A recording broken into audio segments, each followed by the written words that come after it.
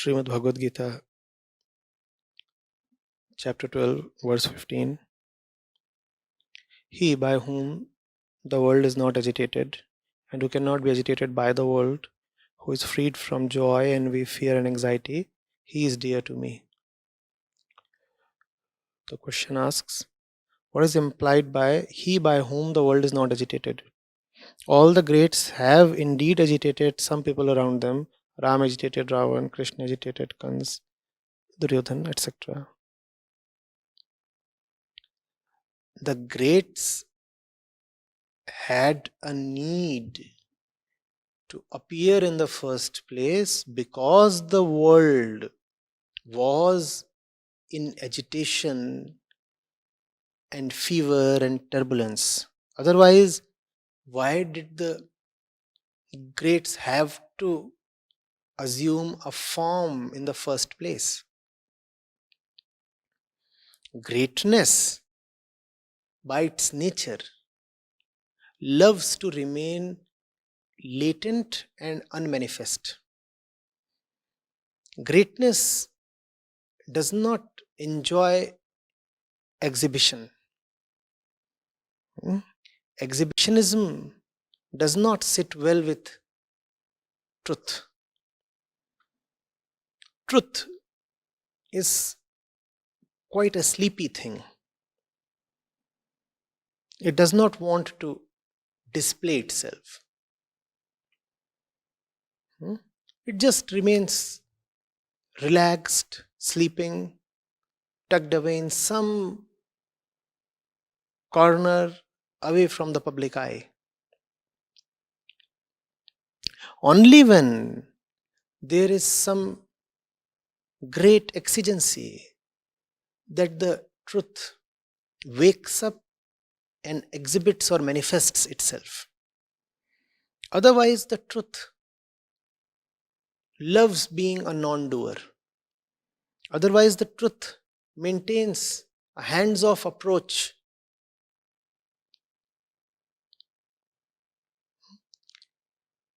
Krishna clarifies it. He says, only when the world experiences a total fall in values and defeat of dharma, do I come over to save the sages and punish the evil ones. He qualifies it very clearly. Yada yada hi dharmasya. Only when dharma experiences a decline or fall or attack do I come over. Right? So when dharma is not experiencing a decline or fall, then what does Krishna do? He sleeps. Truth is, as I said, quite sleepy. Truth is not exhibitionist. Are you getting it? So they came over only because these chaps, Ravan or Kans or Duryodhan, they were creating a fair bit of ruckus in the world. They were causing commotion and disturbance and all kinds of upheavals. Therefore, a Ram or a Krishna had to appear. They did not appear to agitate anybody. They appeared because of pre-existing agitation. And the result of their appearance was that the agitation subsided. So obviously they did not come to agitate. They came to become the agitation. Is that not so? Was the world more peaceful before Krishna than after it? No. Think of the environment in which Krishna took birth. So many of his elder siblings had been mercilessly slaughtered by Kans. His parents had been imprisoned on mere suspicion. And then he had to be sneaked out of the prison cell and furtively carried away to some village across the Yamuna. Do you see how agitated those times must have been? The king that was dealing with Krishna's biological parents in this way surely was not dealing with the rest of population in a very benevolent way. Or was he? Was Kans selectively cruel towards Krishna's parents? Obviously he was not. He was a cruel ruler in general. Therefore evil was ruling. And therefore Krishna had to come. The ascendance of evil is necessarily accompanied by the arrival of someone to counter that evil. It's a rule. It is as if evil carries within itself the news of arrival of a Krishna. If you find evil rising immeasurably, then you should know that a special force is about to arrive to counter the evil. That special force will not always be in the form of a person, but the force would nevertheless always arrive. As they say that it is darkest before dawn. If it is very, very dark, you must know that the sun is about to arrive. Are you getting it? So, what's implied by he by whom the world is not agitated? Because by their constitution, all human beings are configured, conditioned to only agitate the world. Rare is the one, the net effect of whose presence is that the overall agitation in the atmosphere comes down. Otherwise, if you look at any person in the world, he would have only contributed agitation to the world by dint of his presence. It's almost like entropy. It only increases. Agitation I'm talking of. A fellow is born, and the fellow dies. And there are 70 years between these two events. What did he do through these 70 years? Effectively, he just agitated the world. The sum total of his life is agitation. The net effect of his presence on the world around him is agitation. That's what everybody does without exception. Now, the one who comes to the world and leaves the world more peaceful than how he found it is called a Krishna. Are you getting it? He by whom the world is not agitated. And he adds here, Krishna, he by whom the world is not agitated, and he who cannot be agitated by the world. And these two necessarily go together. If the world agitates you, then you will react to agitate the world. Therefore, Krishna has to be someone who is not excitable. The world will not mean much to him. Victory and defeat will not mean much to him. You cannot lure him, you cannot tempt him, and you cannot threaten him. You cannot display your power and bow him down into submission. At the same time, you cannot display your weakness and arouse his pity. He is not there to exploit you, and he will not allow you to exploit him. He is himself. He is firm. He stands at his place. That is Krishna. Are you getting it? He neither excites someone nor is excitable. He neither threatens someone nor can be threatened. He neither exploits someone nor can be exploited. Only such a person leaves the world in a better shape than how he found it. Are you getting it? In between, obviously, you will find that Ram is embroiled in a fierce battle against Ravan, and thousands are being killed, and you will say, Is this what you call as arrival of peace? Is this person, Sri Ram, the harbinger of peace? There was no battle. There was no battle at all. Lanka appeared a peaceful city and a country by all means. And see what is the effect of Ram's arrival on Lanka. So many are being killed.